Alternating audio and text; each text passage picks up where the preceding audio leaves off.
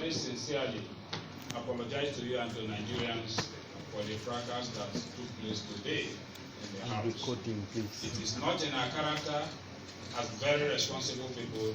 It is not our wish that it should go that way.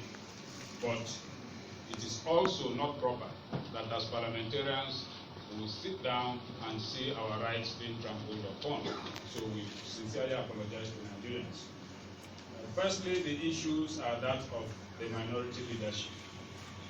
It is standard parliamentary practice that in Parliament, minority leadership comes from amongst minority parties, and the correspondence is always sent by the party, a letter from the minority party, the major minority party. In our case, that was followed. The People's Democratic Party, in discussion with other minority parties, agreed on her leadership in Parliament and forwarded a letter to Mr. Speaker dated 21st day of June 2019. A copy of the letter was received on the 26th day of June 2019 in the office of the Speaker. Another letter was also sent to the Senate President, same date, and was also received on the same day, 26 June 2019. You are aware that yesterday, the Senate, in compliance with parliamentary practice, read out the letter from the APC and the letter from the PDP. And of course, there were dissenting voices. And the Senate President, in his wisdom, advised senators who are agreed to go back to their parties, conclude the issues, and as soon as he receives any other correspondence from any of the parties, that he will also read same from the floor. However, and very unfortunately, in the House of Representatives, the reverse is the case. We came today only to hear our dear Speaker reading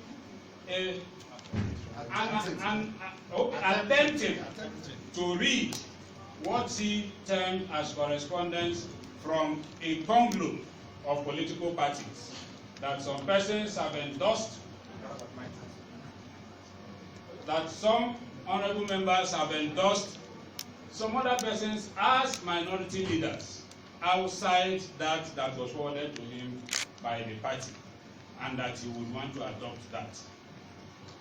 The basis is that from our rules, particularly Order 7, Rule 8, that members of the minority parties shall, amongst themselves, nominate the minority leader, minority whip, deputy minority leader, and deputy whip. We had all met. I want it to be on record that we all met as members of minority parties twice, did our nomination, and we all agreed that the party should go back amongst the nominees and choose from amongst them and report back to us. The party did exactly that, and we reconvened and received the report of the party, and we left satisfied. Only for us to attend plenary today to see this ambush. It is unfortunate again, like we said, it's very unparliamentary. We are not going to take it. We must do things properly. We are members of minority party. We will not be, our leadership will not be determined by the majority party. We are aware of the schemings of the APC, that the target is that they are going to decimate the minority parties in Parliament, and that they will decide who becomes minority leaders in Parliament. We will not allow that to happen. No way. Never. We don't see ourselves as opposition parties. No, we are minority parties ready to provide an alternative government. Yes. So we are ready to cooperate with Mr. President of Senate, the Speaker of the House of Reps, to ensure that we have a smooth 9th assembly, but we're also ready to critically and very responsibly look at government policies and programs and tell Nigerians what the truth is at all times. So we want you men of the pen profession, look at these issues so that when you report them in proper context. That is why we have come to talk to you this afternoon. I'll give you for 1 or 2 questions, just one, even is. Yeah, my name is Eugene from Vanguard newspaper. When I say ambushed by some persons that we are yet to know, because Mr. Speaker said he has signatures that are not verified, and we did not see the correspondence. We are not aware of that, and that is very unparliamentary. Where do we go from here? We stand on the letter from the party. As far as we are concerned, our leaders have been elected, have been selected and appointed by the party. It is only for the Speaker to read the correspondence which he has. We don't have any issue with our leadership.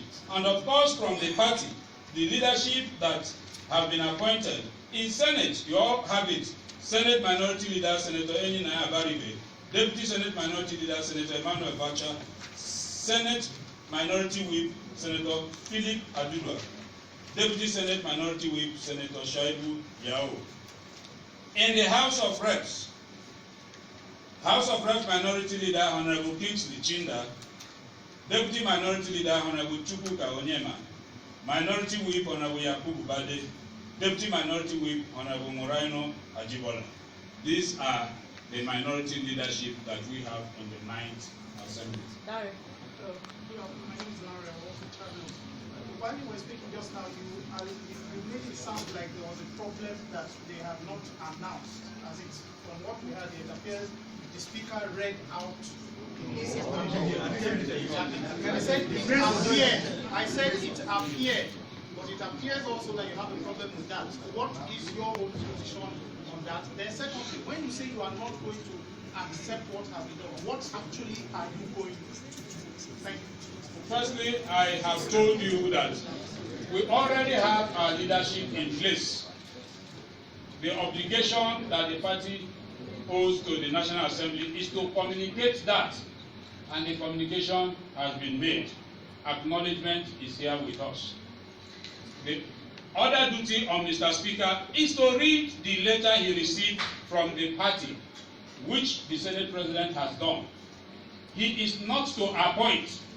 His is just to read the communication, which he has failed to do, but rather attempted to appoint minority leaders, which we are saying it is not a practice.